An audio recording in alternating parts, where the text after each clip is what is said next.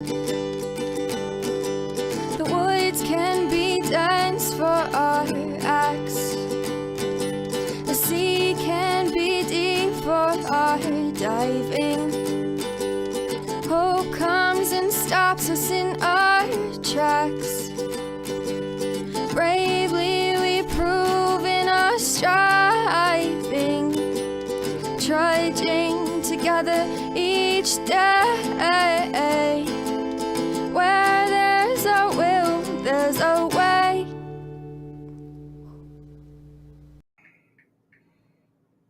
Hello, good afternoon. I'll be right back. I suddenly got very hungry, so I'm just gonna grab a V8.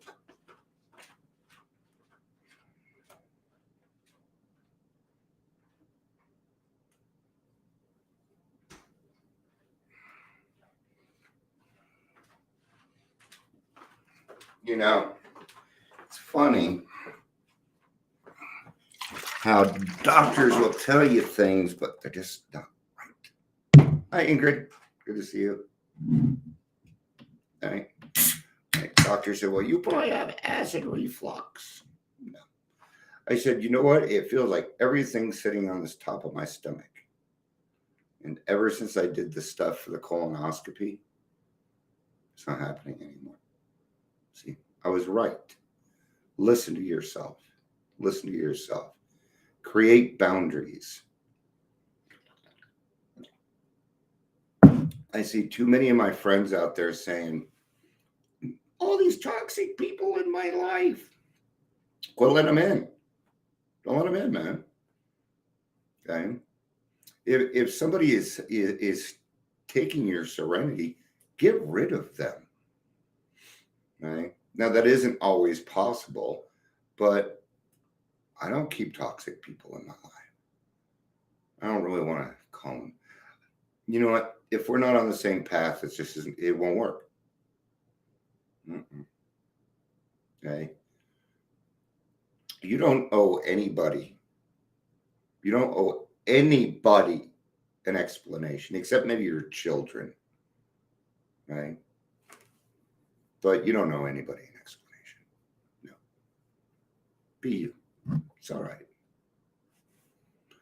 Yeah. I'm not going to sit here and explain to people why I'm trying to help. If you try and stop me, no, nobody really tries to stop me. So it's not like somebody comes down here with a gun. Don't you dare go live, Dion. The only thing that would stop me would be fear. Fear is what would stop me. But I don't fear anybody anymore. So let's get to the story. It is a short story. A short story for Dion. Okay, welcome to Daily Trudge. If you're here, please say hello. Don't even bother sharing this one. It's just for us. So please don't, whatever you do, do not share this video. Okay. If I tell you guys not to do it, then everybody, fine, I'm going to fucking share. No, I'm kidding. All right. So I am a little wore out. I thought I had more energy than this, but I did not. So I guess I'm still kind of detoxing. So anyway, this would have been the summer of 1986. The summer of 1986.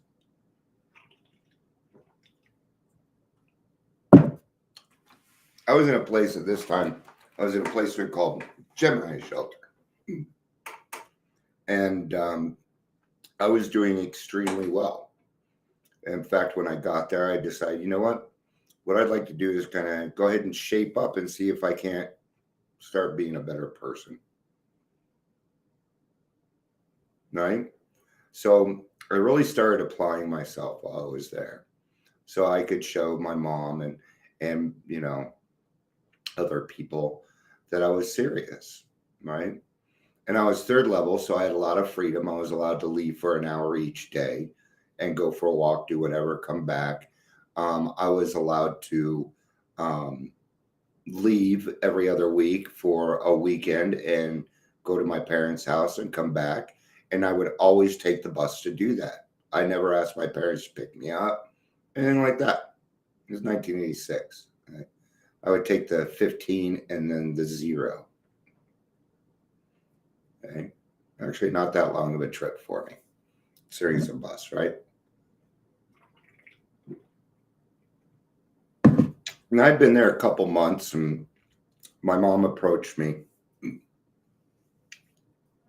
and they said, we're going to put you in another placement called Adolescent Family Institute of Colorado. And I said, the fuck you are. I'm doing really well here.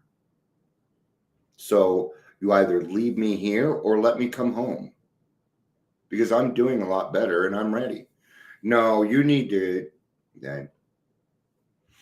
So the first thing that they did was take away my freedom. Again, my freedom that I had rightfully fucking earned. Right? But let's not ask Dion. Let's not ask him. I mean, fuck. What does he know? By this point, I had been in treatment. I had been going to therapy forever, several years. Okay? My mom had just gotten into the business in detox, and she thought she knew better, but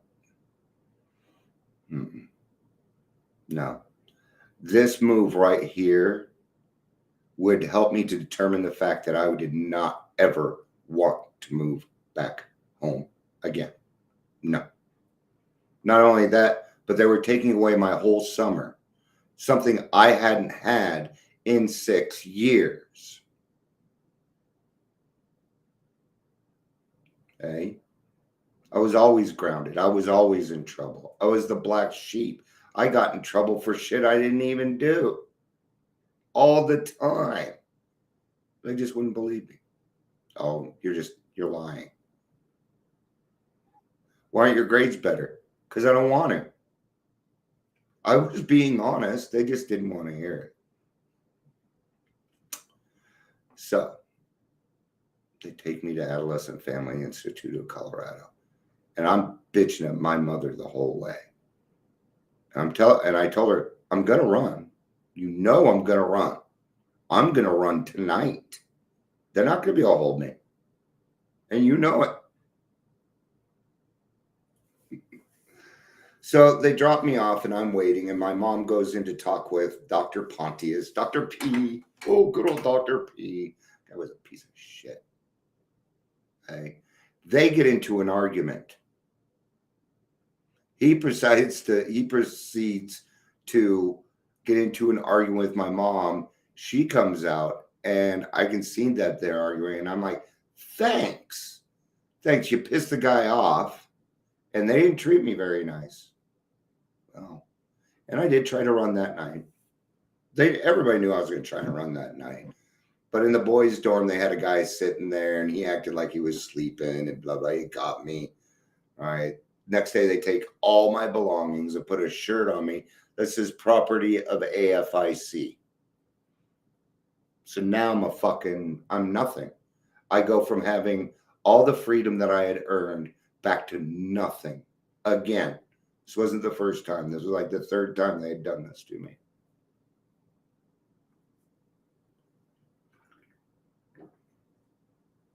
I'm going to tell you where this started from.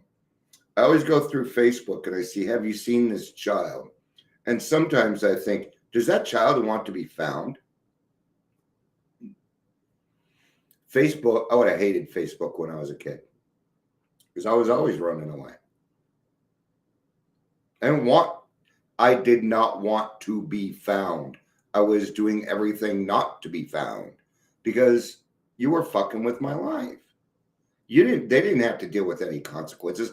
They got to go back to their nice fucking home. I had not done anything illegal.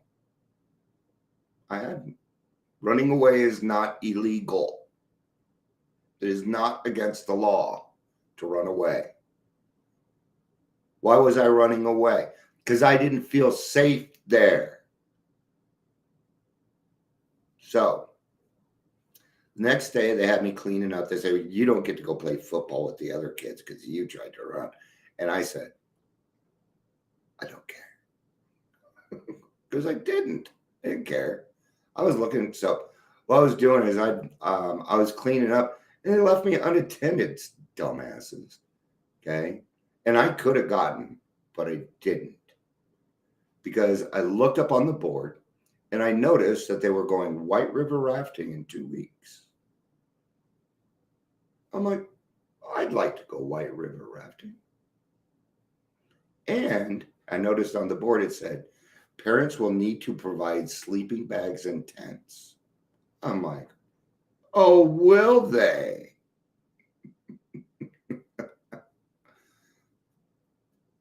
Dion became a nice, bright, shining example of what life was. Oh, I did. I said, I did. I knew the talk. Sure, I did. But these people didn't even notice I was taught. I was filling them full of shit. But I became, I'm like, fine, okay. And I do my chores, I go to school, I do all right things. And finally we go White River rafting, right? And it was fun, had a lot of fun. We come back, and guess what we have?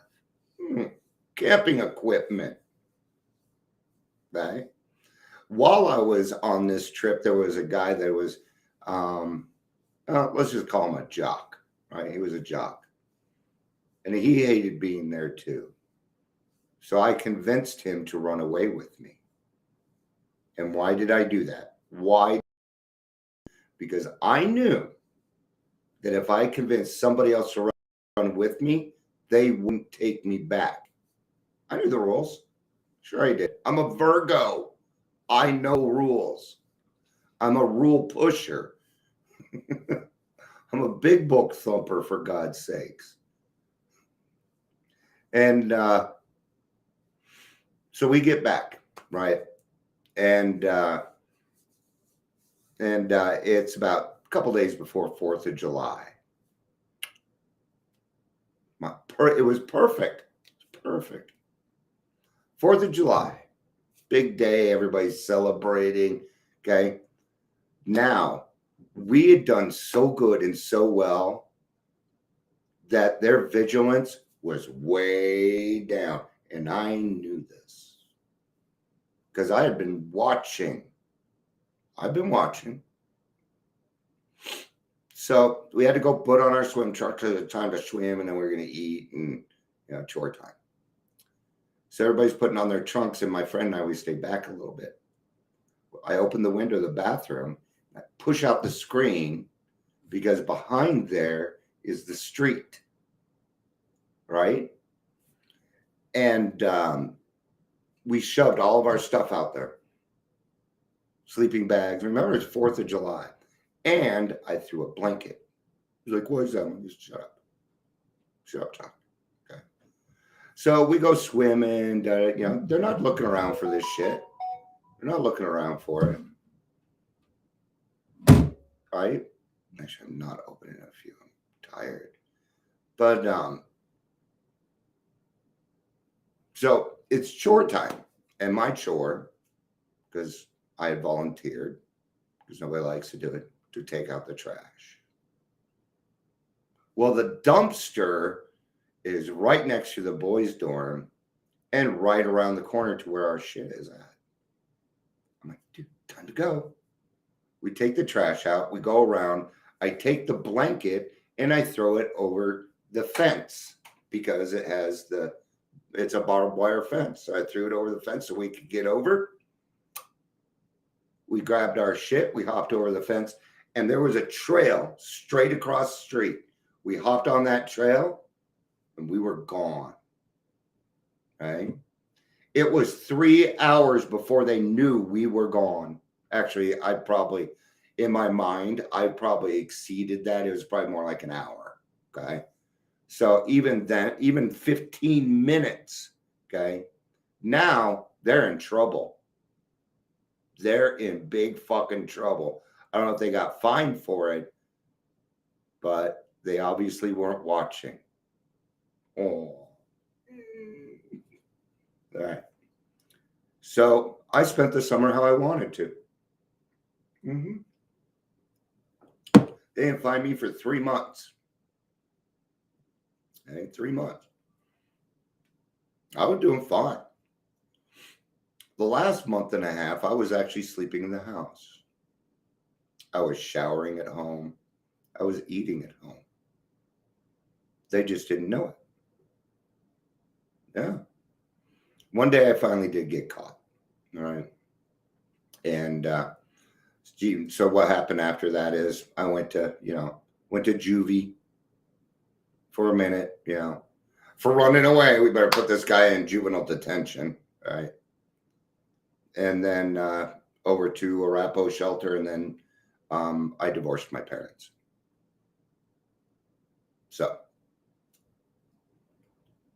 you'd think that was the end of the story, but it's not. Years later, in my early 30s, I would be a telephone technician. I got a phone call for a phone that was out at a place called Adolescent Family Institute of Colorado. I'm like, oh, I'm gonna love going back here. Wondering, am I even allowed back here? And I go in, I talk to the front desk person. I'm like, hi, I'm Dion with Telco of the Rockies. And she's looking at me. She's looking at me. And I say, yes, I'm Dion Bates. That's what my name was back then. Not legally, I didn't know that. And she goes, no way. She's like, you're infamous around here. 16 years later, they still remembered who I was. All right. Now, I laugh at stuff right now, but I tell you, those feelings were real. Okay. Moves like that is what gave me my PTSD, because they didn't even listen to me. I was actually trying. See, all that stuff came easy to me, so I didn't really care about it much.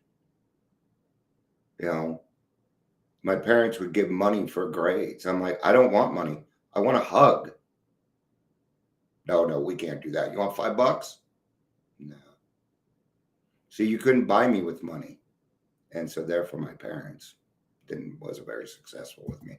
Or at least my dad. My mom wasn't like that. So during my internship, we're going to read this and wrap it up. At a homeless shelter, I was informed that no one under 18 can get help. The parents had to be contacted. I was furious. I was a homeless teen. I didn't even know how to find my parents before cell phones. I'd lost my mom's number, but I wouldn't have wanted her to call. Exactly. It's now 16. At least it is in Colorado. It's 16. Hopefully that changes across, because and this is a serious thing, okay? Some of these kids don't want to be found. Maybe some of these kids are in abusive homes and they're running away because they're being sexually, mentally, and physically abused. Did we think of that before we start putting their name out there so that their abuser can find them? That's my problem. If we're going to find children, it should be real easy. You go fill out a form with all the pertinent information. Have you seen this child? I don't even know. Where are they at? They're not in Colorado. No, I haven't seen them. Get this to the right people. All right. That was my short story. I hope you enjoyed it. I'm going to go wind down and eat it some. All right. Thank you for being here, Ingrid, and y'all rewatchers. I love you. Peace out. Have a day.